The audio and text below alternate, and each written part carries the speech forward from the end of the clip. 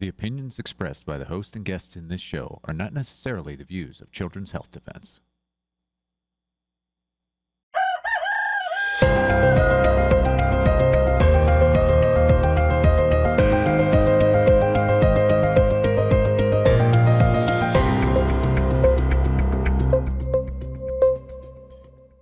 Good morning, CHD. It is Sunday, May the 17th, 2026. Welcome to This Week with Mary Holland, President, CEO of Children's Health Defense, and myself, Polly Tommey. Let us get on with this week. Well, now, we've covered this quite a lot on CHD TV and in The Defender this week, but this is a great article from Michael Nevadakis, former CDC autism scientist extradited to US on fraud and money laundering charges.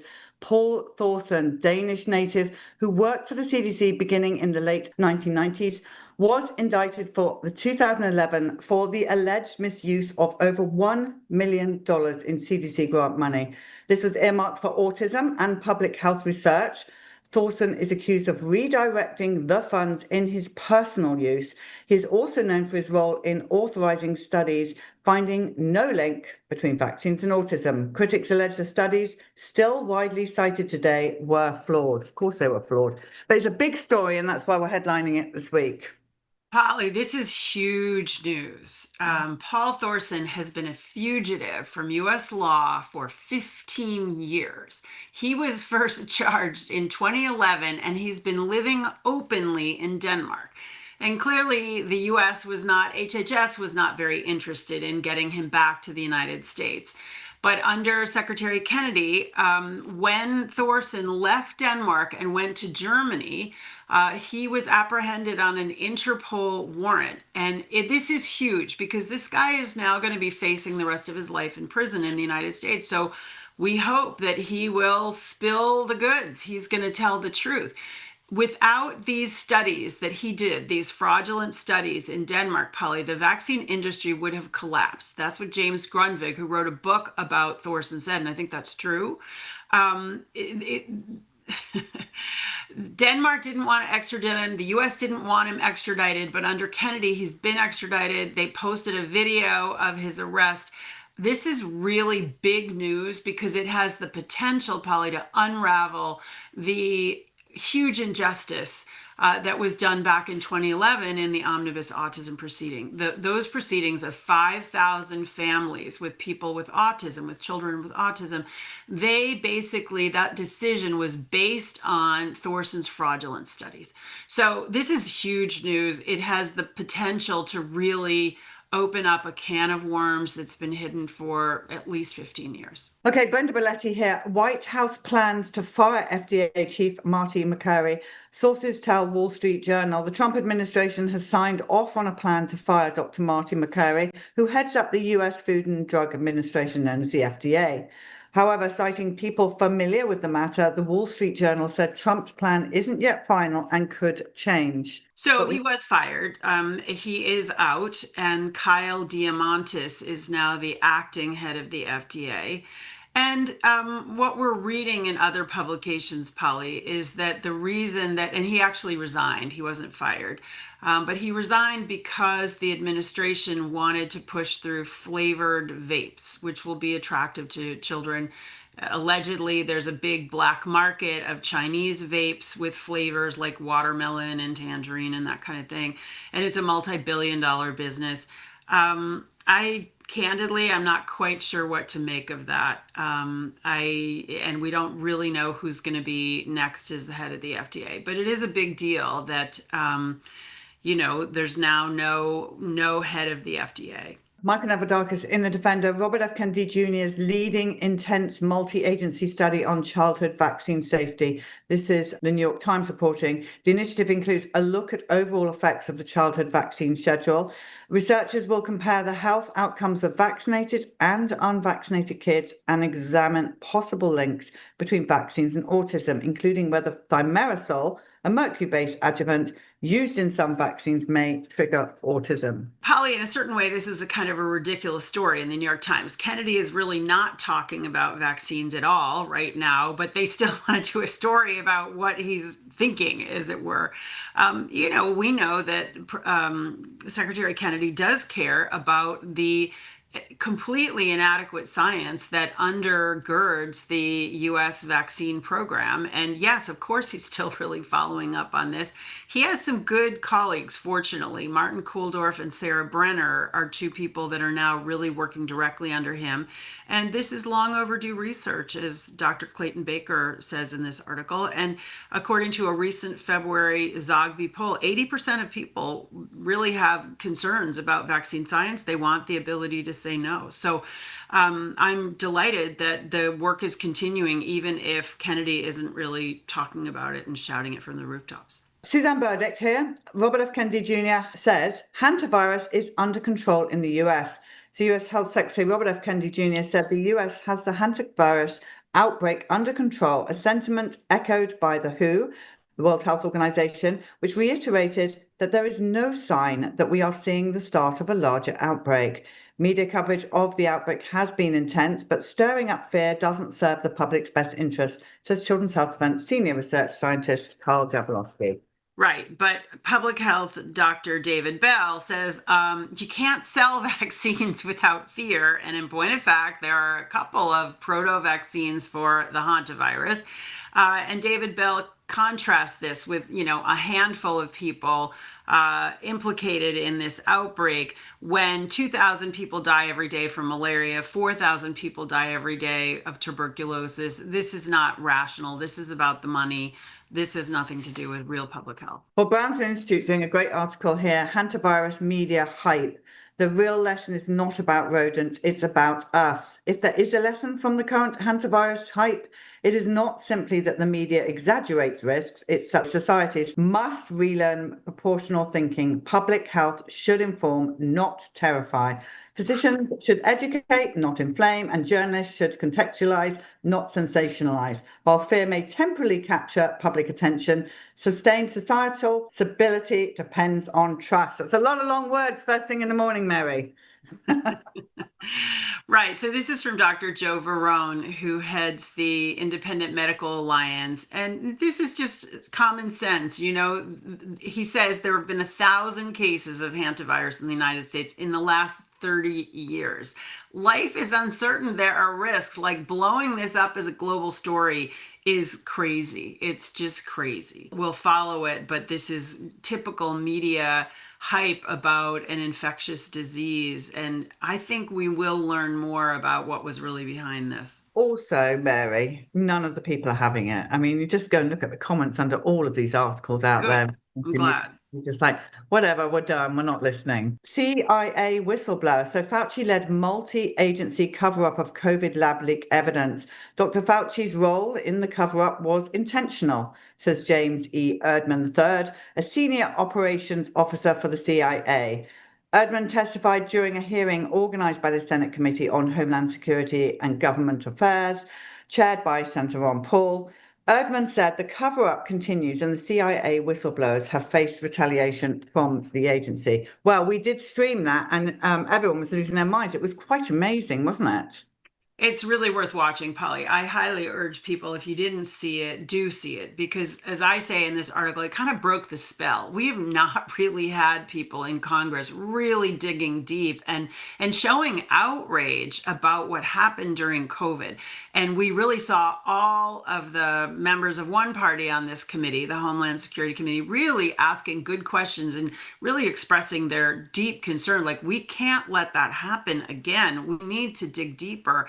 And what the whistleblower, James Erdman, brought across is that Dr. Fauci at NIAID was brought in and basically controlled the CIA, controlled the Department of Energy, controlled other studies, FBI, and overrode their conclusion that this had to be a lab leak.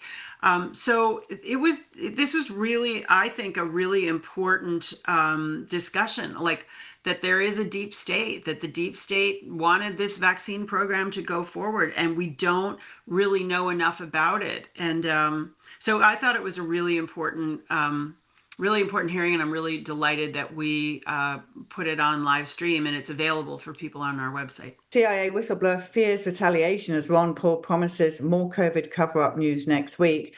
So this is again James E. Erdman, who testified that Anthony Fauci led a multi-agency cover-up of evidence that COVID-19 leaked from a lab. He's afraid the agency will retaliate against him. Well, Polly, it is remarkable that he is a current employee of the CIA. So he is a current staff member, and he was subpoenaed to testify.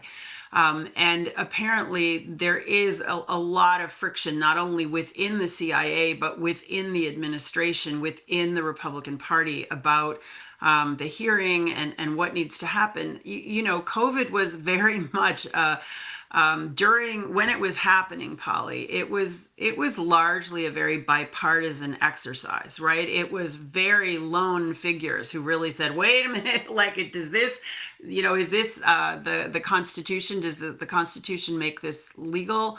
It was really lone voices. So there is a lot of apprehension, and we definitely have to follow this closely. All right, well, now this is an ex post by the Secretary of War, Pete Hegseth. The Biden administration's experimental COVID-19 vaccine mandate was wrongfully forced onto our warfighters. It was unjust, and we are doing everything we can to make it right. We want to ensure we do not go down this path again. We will fix this injustice. Word on the street is that they've all seen duty to disobey. The word on the street is they're trying to get ahead of the film, which is a good thing, Polly. If the film's coming out is a prompt to them to open up their doors and say, we want warriors of conscience back. We're ready to reinstate you. We'll give you back pay. Even if you don't want to come back, we will fix any kind of problems on your record as a result. We will put in place safeguards. That is fantastic news. That's what we want. We want our journalism to be affecting policy and making it better. So if it's true that he's doing that in response to the movie, so much the better. Yeah, and it shows what a powerful movie it really is, Polly, that we will be making available to everybody on June 30th in theaters around the country. So, well, more on that towards the end of the show, but absolutely. And I will say this, just because Children's Health Fund made a film, we're not going to stop with things like anthrax and mandatory shots. Lots more work to do there, but it's exciting. We do have a current lawsuit against the Department of War, against Secretary Hegseth for failing to have even now a real religious exemption process. That is something that we are on top of in litigation as well, because they, by law, under the Religious Freedom Restoration Act, they must have real religious exemptions, and the current process is still not adequate. So we are helping them to create those safeguards. Media and lawmakers accuse the CDC of burying COVID vaccine safety study. Scientists say the study was flawed. Lawmakers are pressing US Health Secretary Robert F. Kennedy Jr. on why the CDC did not publish a study on COVID-19 vaccines in its monthly report, suggesting the agency rejected the study because it showed the booster shots were safe and effective. But acting CDC Director Jay Bhattacharya, along with other scientists, said the study used a flawed methodology to arrive at its conclusions. This is a kind of a ridiculous story, Polly. So this is not at Bobby Kennedy's level. I don't think this is Jay Bhattacharya saying you're going to publish a lousy study in our weekly report. No, you're not, because it uses a wrong test design, a negative test design. And as Carl Yablonowski last week said, it was a ridiculous design, saying that somehow the people who are still taking boosters are the equivalent of the people who are not. No, they're very different populations. They're grasping at straws, Polly, to suggest that there was a problem with what Kennedy or Bhattacharya did. Oklahoma and Louisiana to require coroners to include vaccine records on SID autopsies. They passed legislation that amends existing public health law by directing coroners to document any vaccines administered within 90 days of death on the autopsy reports for children under age 15 who died unexpectedly and without explanation. A child never dies from unknown causes, says medical researcher and SIDS expert Neil Miller, who we were delighted to have on CHD TV this week to talk about that. That's so great. Neil Miller is a fantastic researcher on vaccines. And it's outrageous, Polly, that SIDS is the third leading cause of death in infants. SIDS, sudden infant death syndrome, did not even exist before the late 1960s. Up until 1979, according to Neil Miller in this article, the International Code of Diseases allowed you to say that it was due to vaccines until 1979. And then they took that away, and you could not say that they eliminated vaccines as a cause of SIDS in 1979. So basically, we've had a cover up of vaccine-induced deaths in babies for whatever that is, almost 50 years. So this is fantastic news in Oklahoma and Louisiana. I pray there aren't babies dying of SIDS, but when there are, we need to know what the cause was so that people can really see the real toll of vaccine injury and death. And so this is good news in its own sad way. I remember years ago interviewing Dr. Franz on the bus, a pediatrician. She stopped vaccinating just for the first 2 years and no SIDS since she stopped doing that. And it was really powerful to hear that. She was like, man, all that, yes. There's no SIDS is vaccine death. Danish study confirms findings by Children's Health Defence scientists, children of military mums at higher risk of autism. The results confirm that scientists with Children's Health Defence found among the US children of military mothers. The Danish study does not list vaccines as a possible contributor. The Children's Health Defence study, which was rejected by the BMJ journal, does not include vaccines among other possible autism triggers. So there's a certain irony here, Polly, that our scientists did a study of babies born into the military in the United States, and they found that children of military moms had a 46% greater risk of odds of autism, and that they thought that potentially, of course, could be related to the hypervaccination of people in the military. In the Danish study, the children born to moms in the military have a 74% greater risk of autism. And the Danish study was published, the US study was rejected, but the Danish study doesn't mention vaccines, as if the only environmental triggers could be pollution, air, water, food. Of course, vaccines are an issue in militaries because there is a battery of shots that most people in militaries get to protect against infectious diseases. So that's really, this is an issue that we are following up on, Polly. As we've always said, the militaries are microcosms of the society, and they're with young, healthy people. And so when you see things like high incidence of autism, or you see like this behavior of the mandates, we have to look at it, and we are. Okay, well, sad news here in The Defender. Giant of a man, former lawmaker and informed consent advocate Bill Posey dies at 78 after years of challenging federal health officials on safety vaccines and advocating for informed consent and government accountability. Children's Health Defence Chief Scientist Officer Brian Hooker called Posey a giant of a man who gave families a voice in Congress when few lawmakers were willing to question federal vaccine policy. So it's a big loss for our community, but he did well. He did. It is a big loss. He was in Congress for 16 years. He took over the seat that Dave Weldon had from the Melbourne, Florida area.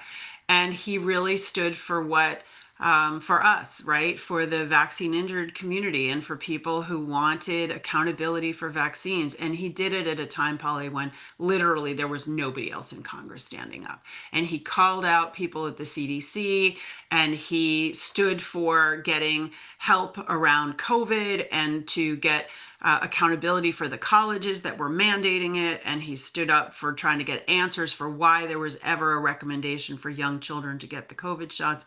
He was a hero to our community, and I'm really, I regret that he's gone. And but he served, as I said here, he served truth and justice. He really did on this issue. JB Handley, writing in The Defender here, why the battle over spelling is really a battle over the meaning of profound autism. In an essay in the New York Times, Amy Lutz captures the institutional mindset that opposes spelling-based communication methods for non-speakers with autism. Lutz is a mother of a profoundly autistic son. She believes her child's limited speech reflects profound cognitive disability. Readers of the Times likely believe she is a detached academic voice against spelling, but Lutz has reportedly worked behind the scenes to help defeat legislation designed to protect communication access for non-speaking autistic individuals. Polly, I highly recommend that people read this article. JB Handley has been a really influential voice on autism and on vaccines for a really long time. And his son, Jamie, has profound autism. And this article explains how J.B. Handley, when Jamie started doing spelling in 2019, he says, I was wrong by 1 trillion miles. He said, I really didn't know if Jamie, was cognitively present or not. Well, Jamie is a brilliant young man. And so this is really explaining that speech is not a proxy for cognition. Speech is a motor issue. Language is a cognition issue. And so this spelling movement is so important, Polly, because it presumes competence. Even if somebody is self-injurious and they have stimming and they can't speak, it does not mean that they're not all there intellectually and cognitively. So as JB points out here, this is like an earthquake in this debate about what is autism and what is profound autism in a way. And, there's multi-billions of dollars now around autism, not only applied behavior analysis, but the pharmaceutical industry, the institutional industries, the PTs, the OTs, et cetera. And so he says there's this backlash against spelling because it threatens a worldview. And then he puts this New York Times op-ed in that context. This is protecting the establishment. This is protecting the way that we've been treating autism, and we've gotten it wrong in the past. Like he talks about the refrigerator mother theory. And then he says, the least dangerous assumption about autism is to presume competence. If you presume competence, the worst thing that happens is you talk over somebody's head a little bit. You don't harm them. But if you presume incompetence, which is what we've been doing for, 50 years, if you presume incompetence, you are imprisoning somebody's mind who may have a completely intact mind, but they can't speak. So it's a really profound article. I highly recommend that people read it. Yeah, and remember to everyone, we had Caden Larson on, and we've since clipped that piece and put it on CHD TV, so you can just share Caden on its own without the whole program, because and people writing in saying they want more of that, Mary, so we absolutely must do. Polly, I have to say, I was on a Maha Media Hub call this week with Caden, with Lena Lyons, and with Jamie Handley. And I do think this spellers revolution literally is a revolution, Polly. It's really profound. And so, yes, I'm totally supportive. And I'm happy to say that Children's Health Defense is going to be a sponsor of the first Spellers Conference in October in California. The Spellers Freedom Foundation is having a conference, and we will be there as a presence. And Mary, I didn't prompt this one. I just asked Caden questions, and Caden was like so excited. He said, I love Children's Health Defense. And that's lovely. You see, if it wasn't for spellers, we wouldn't know that he loves Children's Health Defense. But he was and his mum, Jennifer, afterwards was like, he was hopping around with excitement because he loves Children's Health Defense. So that's so great. We're so proud. I'm so proud of these spellers, Polly. And I'm so grateful to them that they're willing. Think about it. They've literally been in solitary confinement for about 20 years, and they want to tell us their lives. It's such an honor that they want to share with us what that incredible experience was like.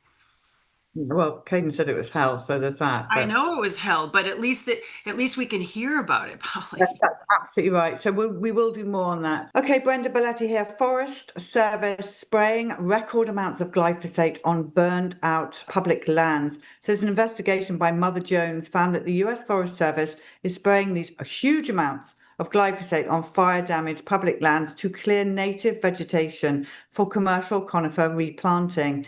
Health experts, environmental advocates, and local residents warn the controversial herbicide linked to cancer and other health risks threatens forest workers, watersheds, wildlife, and nearby communities, especially children. How awful.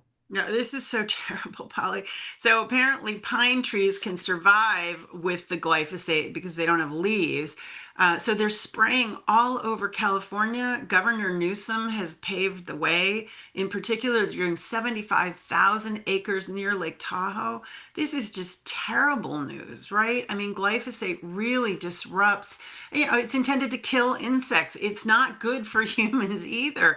It's so wrong-headed, Polly. It's just so wrong-headed. Widely used chemical cocktails tied to gut damage and inflammation. Herbicide mixtures widely used on industrial farms may damage the gut, disrupt healthy bacteria, and trigger inflammation at exposure levels regulators currently consider safe.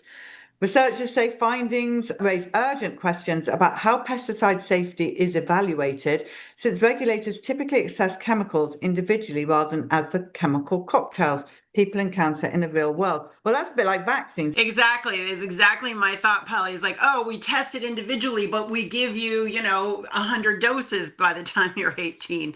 It's the same thing. So they're saying it's not just glyphosate, but they're applying glyphosate and dicamba and 2,4-D all at the same time, and they never evaluate that. So the real life exposures aren't really tracked. And of course, as we just talked about, it leads to leaky gut, chronic inflammation, neurological implications. I mean, this is such a serious public health issue. And fortunately, I do think, Secretary Kennedy really understands this issue, having worked as a litigator on glyphosate for many years. But it's just so troubling that it's such a big problem in the United States. And we know from the European Union, we could do better. They've done much better than we have. There's still room for improvement there, but we just don't have to be using all of these pesticides indefinitely. We could come up with a plan to, gradually get rid of them. But it seems like it's going in the wrong direction largely.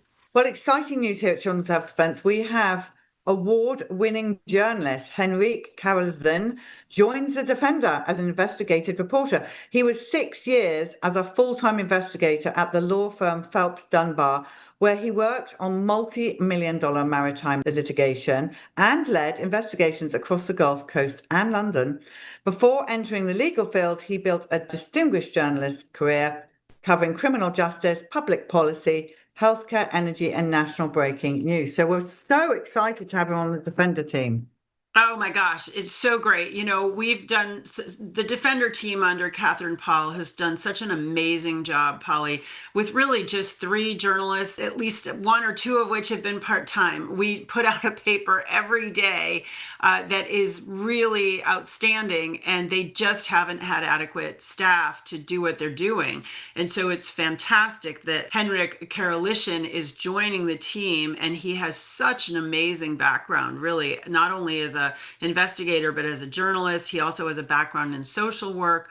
Really an amazing resume. And we welcome people to give us ideas for him at investigations.defender at childrenshealthdefense.org. So if you have ideas about what needs investigating in the world of everything we do, by all means, send it in to investigations.defender. Right, let's talk about duty to disobey. So the deadline, Toby has managed to extend the deadline, but this is the last extension. This is all they're going to give us. It's May the 28th. We've tipped over 30 venues. But here's the thing. A lot of you, like I have people in Austin going, yeah, I'm coming. Because it's June the 30th, you have to buy your tickets now. Otherwise, I know that it's tricky. You do have to buy your tickets now, so we get 50% in each theater, so that we know those theaters can go ahead and it'll satisfy their bottom line. So these are the states that need urgent help. So Florida, Indiana, Kentucky, Michigan, Missouri, Montana, New Jersey, Pennsylvania, Tennessee, and Virginia. The rest of your states, you're doing super well. You've either tipped or you're just about to tip. These states need a bit of help. I'm surprised at Florida, to be honest with you. But here's the thing, is getting the word out. So if you can all tell people about this film, that would be great, because I still am meeting people who have no idea we've made Duty to Disobey. So it's just getting that word out that it's there. You will not regret not going to. I mean, it's such an important film for us to see. Oh, it is. And I think, Polly, what makes sense is buy 5 tickets, buy 10 tickets, and then, closer to June 30th, you'll invite your friends and, you can ask them to pay you back.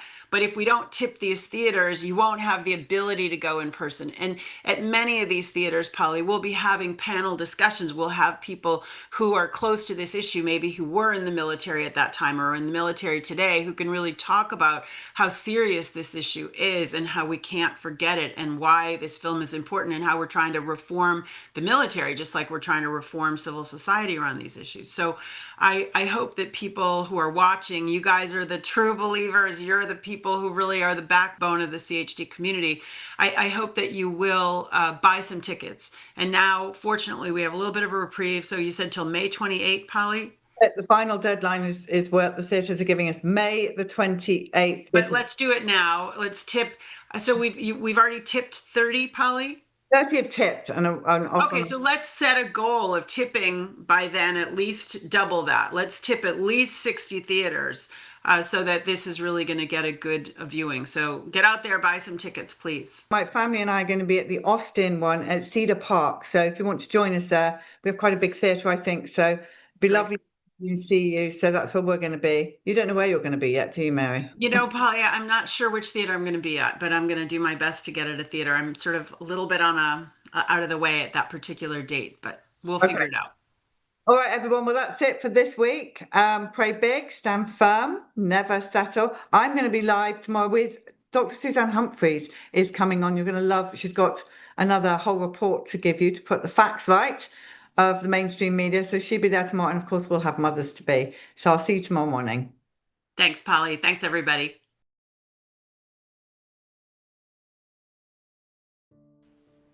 So can we just talk about blocking the sun? Just that for a second. Our doctors, our good doctors that we have on CHD TV are telling us that sun is the most important thing. We've been lied to for years about sunscreen and how we really, when we're sick, just need to get out in the sun. And that's one of, and bare feet and all that kind of stuff. So then my question is, and it sounds a bit crazy, I know, but are they trying to harm us on purpose? But they want to block the sun because we need the sun. So it's no grand secret that the sicker we are, the more money these pharmaceutical companies receive. And what are these pharmaceutical companies if not related to this overall blanket of just chemical companies? And so when you look at geoengineering, I mean, they're all interconnected. The chemicals that they're spraying in the sky are probably related to the chemicals that they're putting in our pharmaceuticals. So it's all one giant grand industry. So beyond looking at, a depopulation agenda, we can simply look at it from a perspective of making money. It's really easy for people to understand that corporations and industries exist to make money. That is the main goal. And if people are harmed in the process, I don't think they care. And you put on top of that a depopulation agenda where the leaders of the world believe that we have a population crisis, which of course I've come to see is a complete myth. We're actually going to be in a population deficit before we know it due to the health effects of all these pharmaceuticals, of all these programs that are directly affecting our fertility. Dr. Andy Wakefield and Claire Dooley, and I also helped on the film Infertility, a Diabolical Agenda. There is so much information out there showing the crisis of fertility. So when you kind of factor that in and you look at the health effects, I don't think it's a surprise that this could be connected to a depopulation agenda. It all kind of fits in. And Ariana, for those people out there, and there are quite a lot of them, I have to tell you, that don't care too much for human life, but love animals, Mm-hmm. they are affected by this as well. Absolutely. Oh my God. Okay. So this was one thing that we didn't put in the film, but there are, my heart goes out because these are the Earth's innocents, the animals. And there are so many birds that we're witnessing. Just as one example, there is a crisis happening. Birds are dropping from the sky by the hundreds. No one's ever seen this before. Now, experts have every excuse in the book. It's a mystery. They don't know what is going on. They're saying, well, maybe it's the smoke from fires. Again, blaming climate change, and said, okay, maybe it's some sort of bird flu. And if it was something like this, maybe you'd find some dead birds. Yeah, sure. I'm sure this is impacting them in some way, but they're not all going to drop from the sky, hundreds at a time. By the dozens. I mean, up in Ohio, there were dozens of vultures that were just found on someone's lawn. That's actually really interesting because with this bird flu nonsense that's going on, I wonder if there's some correlation there between them spraying them and them dropping dead and this whole thing for bird flu and a bird flu vaccine. I don't know. Right. Well, so it's not just the spray, because again, the spray, if it was aerosols, I don't think this would cause mass death all at once. We know that it's a mass death that's occurring because there's video footage of it. Videos out in Mexico of just hundreds of birds dropping from the sky. And an expert came on and said, well, likely this is a vulture or some sort of predator that got into the flock. And again, the only thing that I think is the electromagnetic component. We know that with geoengineering, it's not just the aerosols. The aerosols are actually interacting with a larger sort of network that's using a lot of these electronic devices, a lot of these electromagnetic towers, NEXRAD stations. You have HARP, the ionospheric heaters, and perhaps there's things that we don't know about as well. So when you have the interaction between these heavy metal nanoparticulates, heavy metals are incredibly conductive. Aluminum is incredibly conductive. So when you're using that in conjunction with a electronic radar system, you now have the ability to manipulate the airspace in ways that are going to be much greater than just say the aerosols alone. So that's kind of my theory and a lot of other people are looking at this phenomenon occurring with the birds, and we think, okay, perhaps it's the electromagnetic suddenly being hit with a blast all of a sudden. And the reason I'm able to connect this is because I looked at what was happening with sonar technology with whales. So the military was blasting out acoustic frequencies in the waterways, and it was a way for submarines to communicate with one another, and they were experimenting with different sonar technologies, and the whales started beaching themselves. The whales are incredibly sensitive to frequency, and so the whales began beaching themselves, and that became what was a mysterious phenomenon of whales essentially committing suicide. And it wasn't until years later that the military finally was able to admit, yes, we were conducting these experiments and it was impacting the whales. Scientists had been calling it out, and again, they were denying it. And so now that I see this happening with the birds, I said, okay, well, birds are obviously very sensitive to frequency as well. These tiny creatures, animals, are so sensitive. The canary in the coal mine, like literally the birds are so sensitive, and so are the honeybees. The honeybees are dropping dead in the same way that the birds are. We have a mass crisis in our pollinators, and that impacts all of us.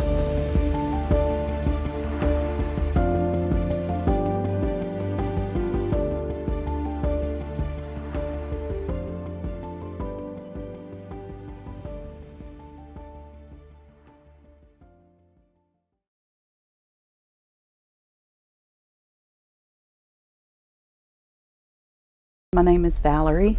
All right, so Valerie survived hospital protocol. We've got a video here, and we're going to try and play it for you all. Okay. The doctors here are wanting to give me medications that I don't want. Antivirus, like remdesivir and Needs things turned like up. that. And I refuse. I'm a do not resuscitate. I have my orders through an attorney anyway. And they keep asking me to be intubated when my SATs dropped to 77. And I told them no, that I'm a do not resuscitate. And so, anyway, I'm on 4 liters right now of oxygen.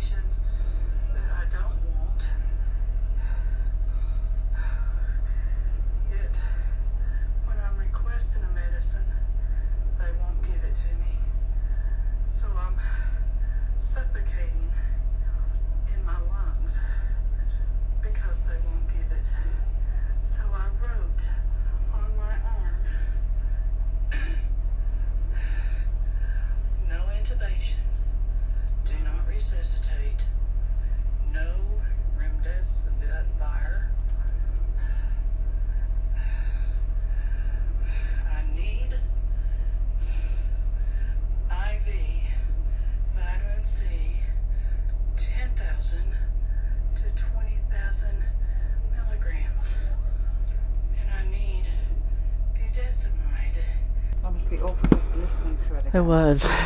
It brought it all back. All right, let's go back over this then. So, did you take the COVID shot? No, And why did you not take the COVID shot? because they hadn't tested it enough, and I'm in the medical profession, so I wasn't trusting it enough. So. And you're a nurse? Yes. Yeah. Yes. And so when you went to hospital, clearly you weren't feeling very well, did they ask you if you were unvaccinated? Do you think you were treated any differently because you hadn't taken the shot? No, I don't recall them asking me if I was vaccinated or not, but they probably did. This was in 2021, so 2021. It was in the fall, and my husband was at home. We were actually at home, and I was really sick, and I asked my husband to drive me to the emergency room there in our town, and he drove me, but he couldn't stay because he had to get back home to my mother to take care of her, and I was all alone in the emergency room. The emergency room staff were very kind, did very thorough workup, everything, very, very polite, in there.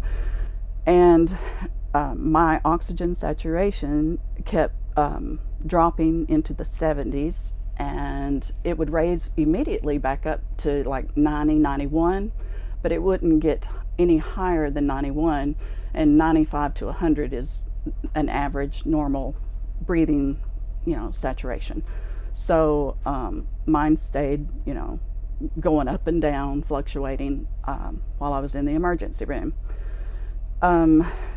A nurse came in while I was in the ER, and I say it this way: my Lord was with me the entire time. He was always one step ahead. So this nurse came in, to a different nurse than what was there before, and she had a syringe in her hand, and she drew up a medication in front of me, and I was really I couldn't breathe good, so I was kind of laid back, on the pillow, and I wasn't really watching what she was doing. So all of a sudden, the nurse says, "I'm going to give you remdesivir." And when she said that word, the name of the medication, I raised my head off that pillow, and she was right at my IV, and the INT, and she said, that she was going to give me remdesivir, and I raised up, and I said, "Oh no, I don't want that," and I moved my arm, and she looked at me shocked, and she said, "You don't want remdesivir?" And I said, "No," I said, "I don't want that." And so she left. She wrote on this chart thing on a piece of paper that I had refused the medicine. And as I was in the emergency room, my symptoms kept getting worse and worse. My breathing was awful. I was in a lot of pain in the lungs. And they did a chest x-ray and some lab work, and it showed that I had COVID. They told me I had COVID pneumonia, fluid on my lungs, both lungs. I had a lot of swelling in my lung lining. They told me in both lungs, my full lung was totally swollen. And so my breathing got worse. My symptoms started really getting worse. So they said, "We need to admit you into the hospital." So they admitted me to a room, and as I got into this room, I'm laying there, and different nurses were coming in, and they were telling me that the next time, and I mean all of them would tell me, the next time that your oxygen saturation drops to 77, we're going to intubate, meaning they were going to put me on a breathing machine. I had already given the ER and the floor nurse, I had given them my original do not resuscitate orders that I had written up from an attorney years prior to this, and I had brought it with me and handed it to them, and they had a copy of it in my record there at the hospital, And they kept telling me that they were going to intubate me once my oxygen sat got to 77. And I refused. I said, no, I am a do not resuscitate. I do not want to be put on a breathing machine. And so they started this, we're going to give you remdesivir. And I said, no, I don't want remdesivir because I'm already past that stage of the COVID, like within 3 days, I think is when, or something like that, when you get remdesivir, that it's supposed to help a little bit. So I was past the 3 days. And I knew that if I took that it was going to make me worse. And I told them I didn't want remdesivir. Well, then the nurses, and I'm talking many different nurses, would come in the room and they would say, we're going to give you remdesivir and we're going to give you a Janus kinase inhibitor, a JAK, we call it JAK, JAK inhibitor. And I said, no, I don't want JAK inhibitors either. And they got very agitated with me because I kept refusing it. I kept refusing the intubation and all those medicines. And they left the room, and I was just sitting there and just scared because I was all by myself. I couldn't get a hold of my husband because he was with my mother, and I was like, oh, you know, they're gonna, if I just kept thinking, if I pass out, I'm going to end up with a breathing machine, or they give me those medicines, or both. And I was like, I don't know what to do. And this is why I say that God was always one step ahead. This nurse comes in. It was night shift. She came in around 8:30 that night. And she grabbed this expo marker, black marker, and she wrote her name, her first name, on the board, and wrote the CNA that was going to be taking care of me that night on the board. And instead of putting this marker away from me, she laid it down on the tray table, the bedside table, right there beside me. And so she left the room after that. And I was like, you know, thinking, they're going to put me on they're going to intubate me and put me on a breathing machine. And what do I do? I'm going to be dead by morning. That's what I kept thinking. And I picked up that marker and I wrote that on my arm. That was in the video. I wrote that on my arm. That way people would see my wishes. This is what I want. You know, if I were to pass out, I would have been on a breathing machine. I know that, because they kept wanting that. So I wrote that on my arm, and this overwhelming fear came over me after I had written that. And I started praying. And after I prayed, it came to me immediately when I said, in Jesus' name, amen. It came to me immediately, do a video for your husband. That way, when he finds out that I am on a breathing machine or whatever happens to me, if I'm dead, he will know what happened. So I did that video, and I sent it to him, my husband. I sent it to him. I sent it to 4 or 5 friends. And I was more or less, one of my friends contacted me later when I was getting well and said, that was like your last will and testament. You know, that's what that person told me. And I was like, I didn't know what to do. I was just afraid, and I was alone and felt helpless. And I felt like that I was fighting 2 battles. Number one, I was fighting a battle from my illness to stay alive. And number 2, I was battling the hospital staff to listen to my wishes, what I wanted, but they weren't listening to me. So I just felt overwhelmed, scared. You know, what's going to happen to me? Is this the end of me? And so I sent the video to all, you know, my 4 or 5 friends, I can't remember how many, and one I sent to my pastor, of these people, sent to my pastor. I sent to friends, and I sent it to my husband. And immediately after one of my friends seen this, she called me on my cell phone, and I had my cell phone beside me, and she called me and she said, "Valerie, I know an excellent doctor that will help you. Do you want me to contact this doctor?" And I said, "Yes, please." And my friend contacted the doctor, and it wasn't long. My phone rang again, and my friend and the doctor did a 3-way telephone call with me while I was laying in the hospital bed. And it was like, it was just there is hope here. God is moving here. That's the way I felt. And I felt like everything's going to be okay. So we talked on the phone, and I told the doctor my diagnosis. I told her my symptoms, and just we didn't really go into great detail, but I just told her what was going on.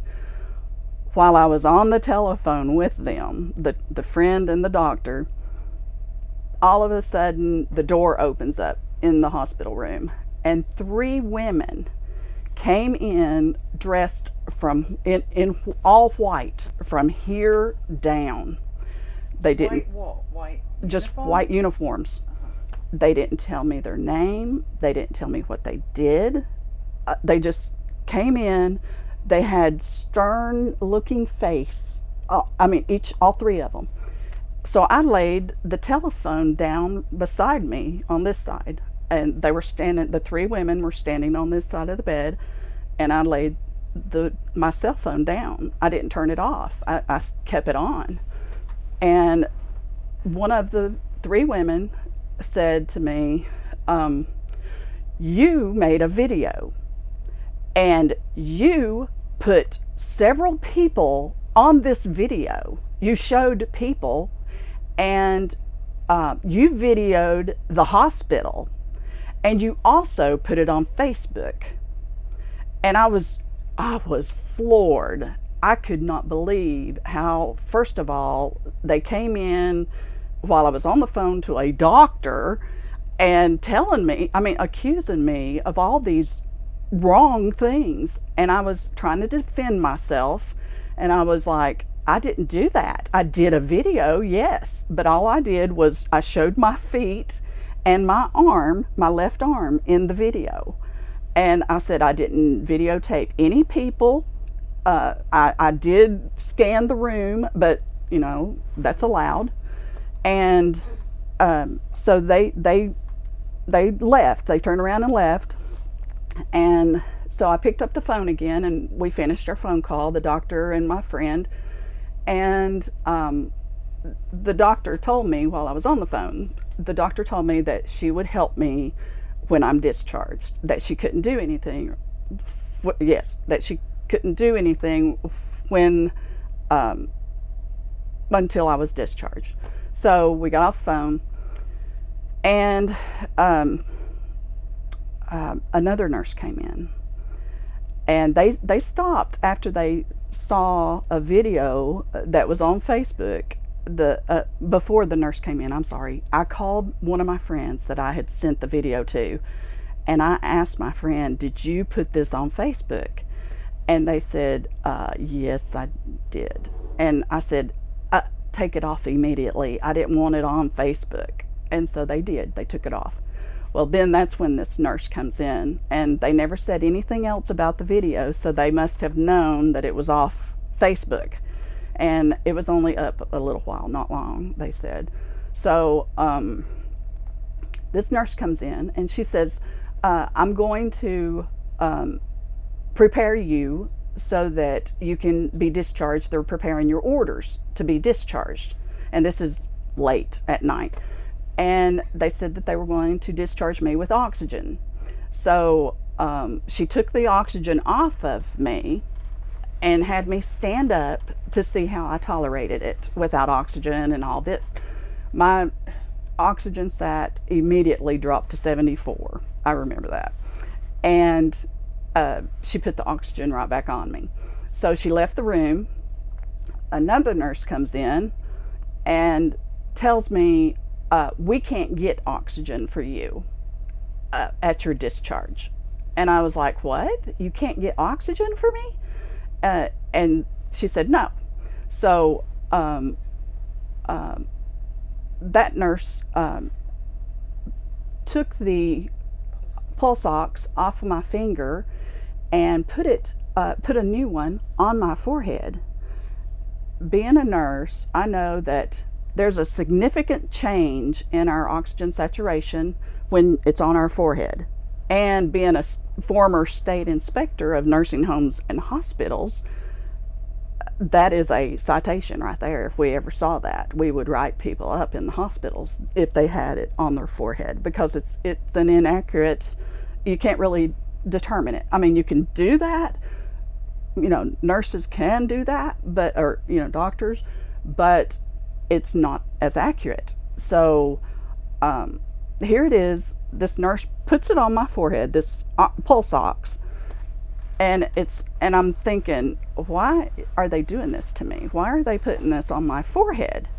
Well, I left it there just to see what they were doing, and come to find out, I had called the doctor that I had spoke to the night before. I had called her back, and I said, they can't get me oxygen at my discharge.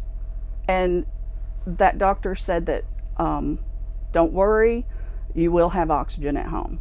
And so I was like, oh, good, Anyway, and also I was going to have a tank in the car with my husband when he came to pick me up at my discharge. So I was really happy that, I had oxygen to help me. Another nurse came in and said, had a wheelchair to take me out. I had already signed the discharge papers and everything. So this nurse had a wheelchair, and I said, is the oxygen going to be given to my husband in the car when I get there? And the nurse said, no, the physician here canceled the physician's orders. And I was so shocked that a physician would cross the boundary to cancel another physician's order. It was unbelievable. That's very rare, if ever that happens. Doctors have this thing that they don't cross that boundary, So the hospital physician had canceled a order of another physician's. So I had no oxygen, and here my saturations were dropping. So when I got home, my husband drove me. I called that doctor while on our way home, and I told that doctor that the order had been canceled, and the doctor was shocked that doctor did that. I said, yeah, I'm shocked too. And so I arrived home. I could not breathe. I was gasping for air, trying to get air. And I went over and used my mother's pulse ox to see what my oxygen was reading, my oxygen saturation, and it was 74 at home. And my mother had a portable tank. She was using a concentrator because she had already gotten her oxygen supply because she had the COVID and pneumonia. So I used my mother's oxygen tank, a portable one, off and on all night as I needed it until the next morning. And that doctor that was helping me ordered oxygen for me. So the doctor then took over the care of my mother and me, and did the proper medications for myself, what was going on with me, put me on vitamin supplements, and my mother as well, gave the proper plan of care. And within 2 months, I was better off oxygen. My mother was on 16 liters of oxygen, and she, in 2 months, was down to, I think, 3 liters. And we eventually got well, so. What an amazing story. But it was a battle. It really was. And here they got worse as when they found out that I was a nurse and a former state inspector of hospitals and nursing homes. It was like, and I was all alone. I was the prime target, is the way that I felt. Well, thank you so much for sharing that story. I'm so pleased that you're alive. Oh, I know, yes. Did not. Yes, that's true. What do you actually think, though, about what's happened to all these people? I think it's horrible. They've killed countless. I don't even know where to begin with it. I think it's horrible. There is no way, if I was working in a hospital today, because I'm a former ICU nurse too, there is no way that I would stay in a hospital setting, or I couldn't do it. I have to stand before my Lord, and give an account for everything that I do. And I would have had to give an account for that. The amount of people that sit there and talk about their loved one that they say was killed in hospital, that say they were treated with the meanness. It was so mean. Evil. What is wrong with your colleagues and people that, your nursing, why are they doing this? I don't know. They must know that they're killing them with remdesivir and they have to. fentanyl and all the rest of it. They have to. That reminds me, when I went into the ER, my nurse, the main nurse that was taking care of me, I used to go to church with him, and he did not ask me if I wanted remdesivir. He didn't ask anything about intubation, JAK inhibitors. He asked nothing to that effect. So he knew, or I shouldn't say he knew. He knew not to ask me, Are you aware about how much money they're making from? I've heard. Yeah, it's unbelievable. Yes. Listen, thank In you for thousands. telling your story, sitting here and doing that. We really appreciate it. Thank you.